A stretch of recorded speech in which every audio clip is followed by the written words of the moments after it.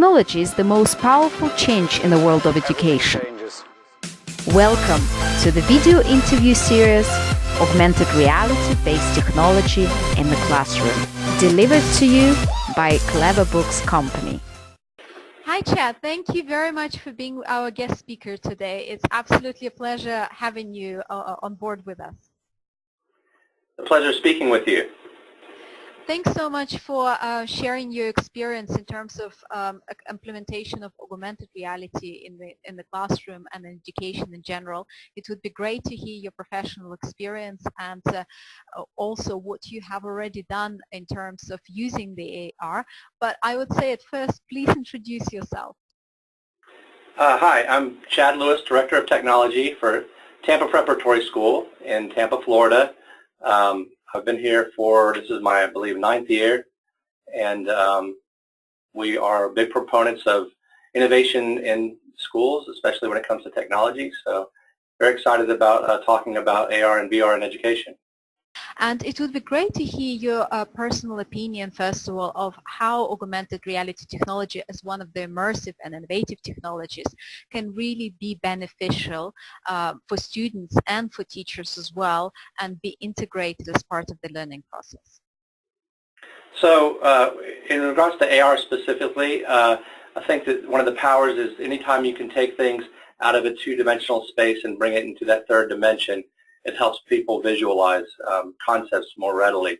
A big example of that especially is with geometry, obviously, because you have that Z space that you normally cannot see on a piece of paper or on a screen or any other method. You see that third dimension. So that's very powerful. Also, I'm very intrigued by the closeness of augmented reality to students. What I mean by that is a physical personalization of that information. It's one thing to show something on a screen in the classroom for the whole class to see, but when kids have their own device, we're a one-to-one iPad school, so every student has an iPad, and they're able to pull up this augmented reality asset and kind of manipulate it in a third space. That has become pretty powerful and I think engaging, a lot more engaging for the students and a lot more exciting for them. How did you get introduced to augmented reality, and have you tried already some of the augmented reality applications and resources with your students in the classroom, or you would just expose yourself at the moment and were testing? Well, we started looking into AR and VR in education about 2.5 years ago, and many different products. And so we've, kind of been piloting AR in the classroom. A lot of the marker-based technologies where kids will scan an image or something, like, a marker, and then have an augmented reality asset pull up. Of course, we're big proponents of student creation of things and learning.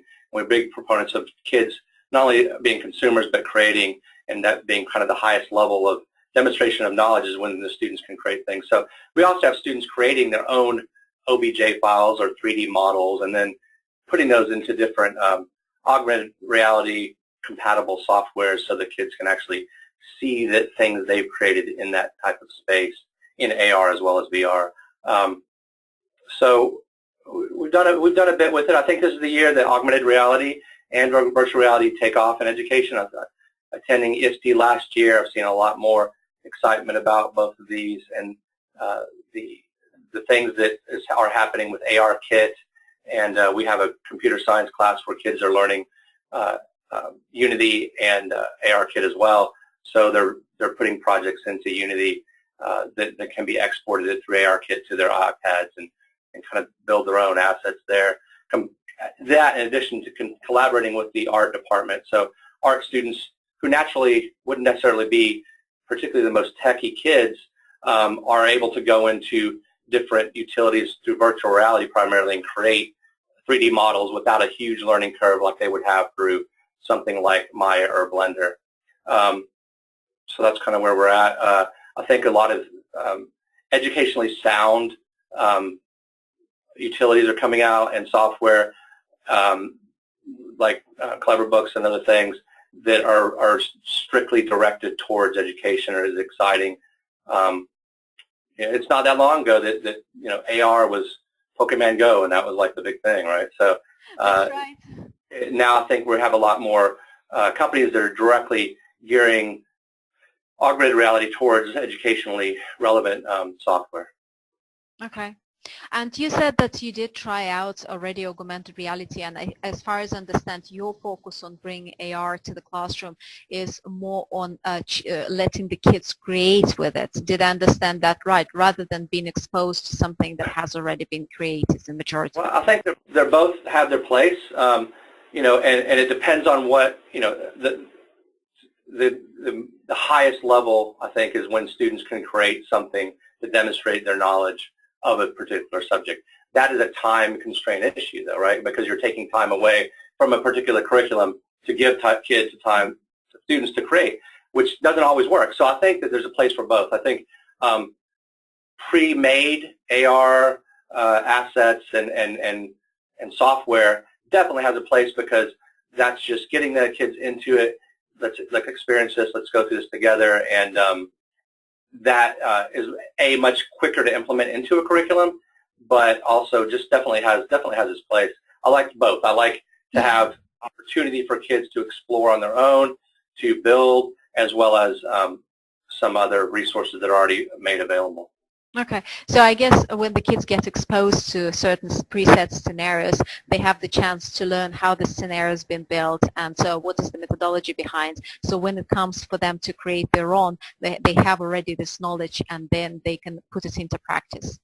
Right, and that's an interesting point, because if a student sees some other, no matter what it is, a student sees something done with some software, they know what's capable of being done with that software, which might be well above their skill sets at that point, but does spur some interest in them to pursue it. So, which is great. The things the students are creating right now, some of it might not be the most marketable thing ever, but they're interested in it, and they can see through other products what's being made and what's capable. And these are only middle school and high schoolers, so a lot of them, what's interesting is by the time they're 12th grade, we have some students that are already being courted by startups, by universities, because of their skills that they've grown on their own, and with the guidance from the institution, from the school, and the support, that they're able to already be kind of have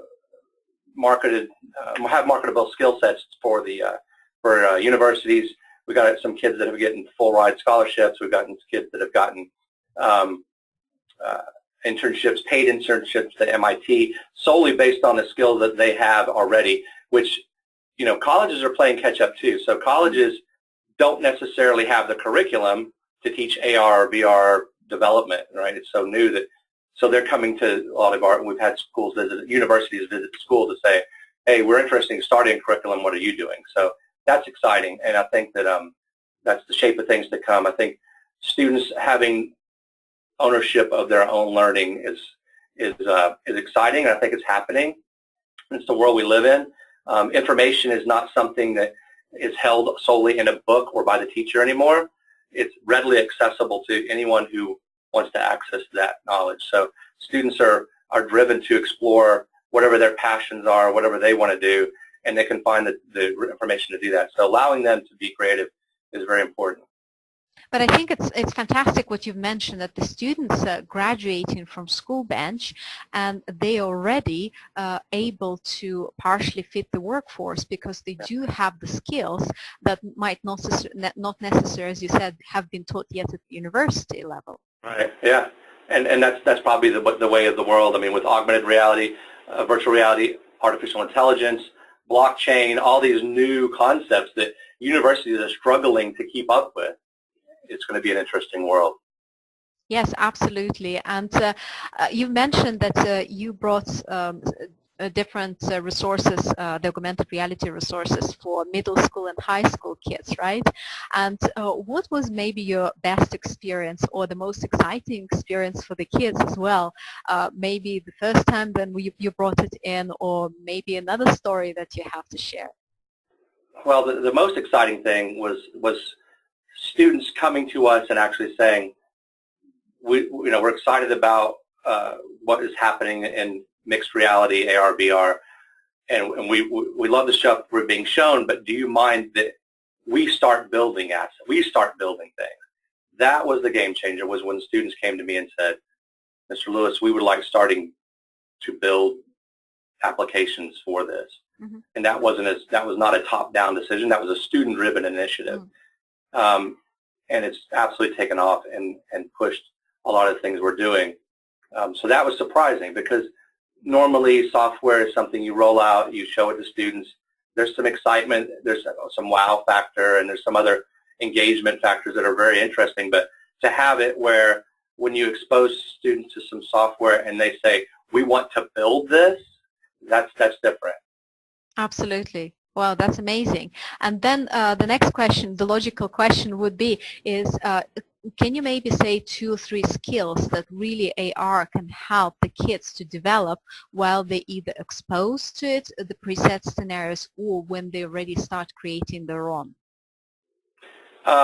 Well, we're a big proponents of the 4 C's of 21st century learning. So, and a lot of that is prevalent in our school.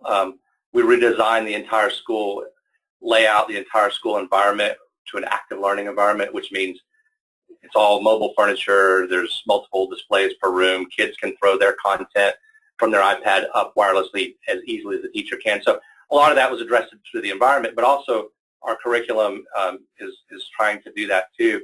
And I think augmented reality, the creation creates creativity. That's that. Anytime you can have creation by the students, that's the creation, the creativity part. I think it's the visualization that you can't do. That's the big thing. The lack of the Z-space enabling and that interactivity has been pretty big, especially in math and science. And I think it will continue to grow. Right now, the students are viewing augmented reality on their iPads, which allows them to manipulate assets in a 3D mm-hmm. space, but it's still a flat surface. I think once the more, mixed reality, leap, leap motion, those types of functions where you have goggles that actually put you in kind of a augmented reality situation where you have assets overlaid in a real environment. That will be pretty big, not just for education, but I think medicine definitely, engineering, mechanics, where you can overlay an augmented reality asset and interact with it, which is very important, not just to see it, but be able to actually interact with it and then overlay that into your physical environment. So let's say you have an engine for a car and you're able to see the engine here and then pull apart this part in the virtual realm and then do it physically here for training, for any types of things like that. For medicine, obviously, for working on patients, and you can overlay a CAT scan over the real person that you're doing, maybe brain surgery on, those types of things. Education, it's coming along. I'm curious to see where it'll go. I have seen, to be honest, when it first started, augmented reality, it was a lot of kind of cool factor, but it was like, now we have a dinosaur that you can put on your desk, and it was cool, but I don't really know, how much that will add to the game. I'm sure it'll change. I'm sure there are very bright people out there working on things to make this more interactive. So I guess it's still developing, and the goal is to not just being exposed to AR as a fan factor is nice to have, but for it to actually have the academic relevance and to be as a supplementary material to use in the classroom, and to probably be able to show something that you can't easily express, etc. Yeah. So things that are difficult to see, that's the power of VR and AR, is it to bring something into the world that's not naturally easy to access. I mean, anything that's either cost prohibitive or potentially dangerous or take up a lot of space, that's where VR, AR, mixed reality comes into its forte. I mean, and I hate to keep on bringing up VR, but I think AR has its place with this as well. Like chemistry labs. There's an app out now that's a virtual reality chemistry lab. That's huge because chemistry labs are those things. They're dangerous. They take up a lot of space and they're very expensive. You have to have vents and Bunsen burners and plumbing for washing out your eyes and all this stuff. Mm-hmm. With mixed reality, AR, VR, you don't need that. So addressing those types of things is going to be very important for the field, being able to do things that you can't do normally. If you're just replacing, if it's that replacing some current technology with something newer that does the same thing, but now it's techy, that doesn't really, we've seen it with presentation panels, whether it was a chalkboard to a dry erase board to a smart board, it's still teacher writing on something, doing something. So that has incremental advantages, but not game-changing advantages. Right. It's still using traditional resources, but power them by technology and kind of adding on top of that. Yeah. Okay. And it's interesting that you said, it gives the opportunity for some schools, to do certain experiments and certain things that they are not able to do in the real life environment. And from what you said also, I see that the students took the augmented reality quite well.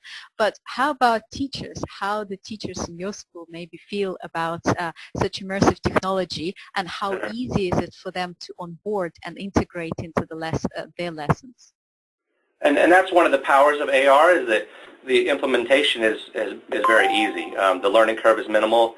The power of AR, again, is especially because we're a one-to-one school with iPads, it's very easy to roll out. There's not a big learning curve. There's not a big training that has to happen. There's not a lot of class time for setting up devices, all that other stuff. So that's where AR really is shining, is that it's just a fact of they get the app and they kind of just do it there. There's no setups with sensors and goggles and synchronization and room scale setups and all these other things that are inherent in a lot of virtual reality. So AR is big there. I think also the fact that augmented reality is much more accessible to schools in general. I mean, we're lucky to be in a great school that has a lot of resources and we can do a lot of things, but a lot of institutions don't have the funding, or anything really to do a lot of things, where augmented reality is at a lower price point and more accessible, I think, cross-platform, where it can be implemented a lot easier and quicker in schools. Okay, thank you. And I see that there are quite a lot of benefits in terms of bringing the AR to the classroom and for the schools to use it. And are there any challenges that you can point out for schools to actually onboard that, or challenges maybe you came across with bringing AR to the classroom? No, not really. Comparatively, AR has been fairly easy to implement. Of course, anything in a school can potentially highly rely on your infrastructure. So your wireless infrastructure is often, kind of a point that needs to be addressed very quickly for many things. I mean, I just over and over seen schools that want to implement something, and not just AR, VR, or something like that, but really almost anything initiative, and then they come to it and they say, well, we have Wi-Fi. There's a difference between having Wi-Fi, though, and having robust, powerful, currently substantial Wi-Fi. When you're moving, like we have 680 students, but we've got 2,000 devices on the Wi-Fi, and we have one Apple TV per every 8 students. So there's a huge amount of Wi-Fi activity happening on the network. So a lot of AR does leverage, your network. So you have to make sure your networks are really performing well, and that takes a lot of effort. We have a great team of people that maintain our network and keep it running very well. But for us, really, because we're also an iPad one-to-one BYOD school, meaning students bring their own iPads, and that's a cultural thing. We want the students to take ownership of their learning. We don't believe in locking the iPads down too much, because we want them to be, we're a college preparatory school, and colleges don't manage your device. You need to learn how to use it in middle school and high school before you go into college. So, and it's worked very well. So students will often discover things on their own that we may not discover, and that's one of the beauties of that method, is that we want students to take learning in their own hands and kind of explore on their own. So we may, this year, I wouldn't be surprised if we see some more AR apps that students bring to us and say, this is really cool. Mm-hmm. That's very interesting. It's a good point that you mentioned in regards to the Wi-Fi issues, because some schools, mostly in rural areas, do face that. But again, and also depending on the different country, some schools also have this issue. And understand that certain AR platforms where you can create your own, they do demand stable internet connection. But there are some applications that with preset scenarios don't require that. So I guess it's also a combination of what a school is looking for and how well their ICT infrastructure is established. They can also choose between the resources that don't require the internet connection once Right. downloaded, and also the resources can be easily used with internet. Yeah, and that's a good point. Well, I do see this happening in the next couple of years, which will be a game changer. I think AR in field trips and outside of the institution is going to blow up. So, this is coming very quickly, where students will go to some city and they'll pull out their device and there'll be some marker or something happening and they can pull that up, and then they're getting a virtual character coming and explaining the history of this. That's going to be very exciting as well, and that's coming quickly. Absolutely. Well, Chad, thank you so much for your time today and sharing your experience. Probably at the end, it would be great to understand or maybe have your advice for teachers, educators who haven't tried augmented reality yet to bring to schools. Oh, I would say definitely don't be intimidated, and just try stuff.